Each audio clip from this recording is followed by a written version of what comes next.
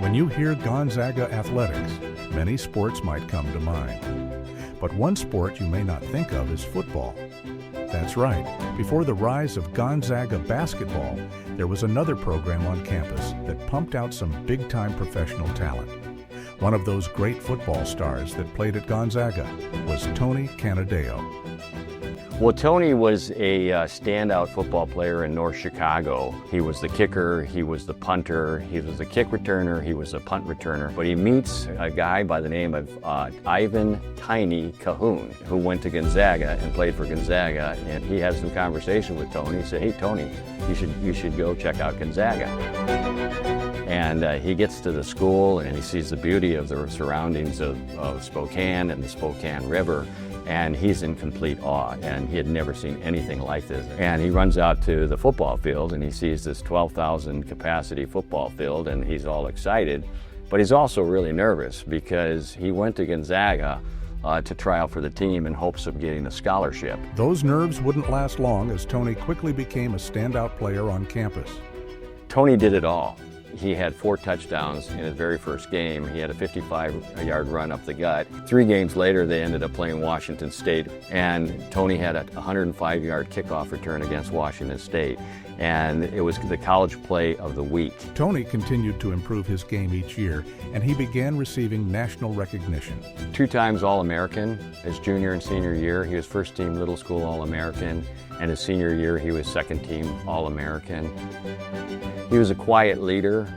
He was very humble, and he loved Gonzaga, and he just bought into everything that Gonzaga taught to him. After graduating from Gonzaga, Tony was drafted in the 7th round by the Green Bay Packers.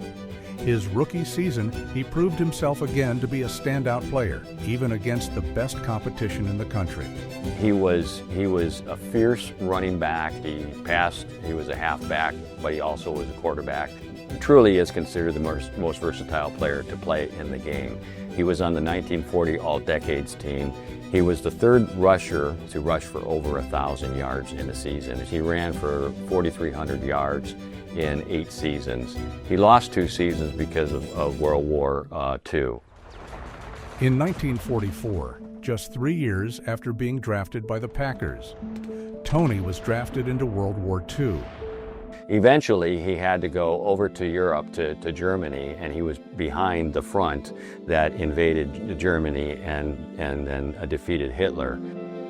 After World War II ended, Tony returned to Green Bay after serving his country proudly.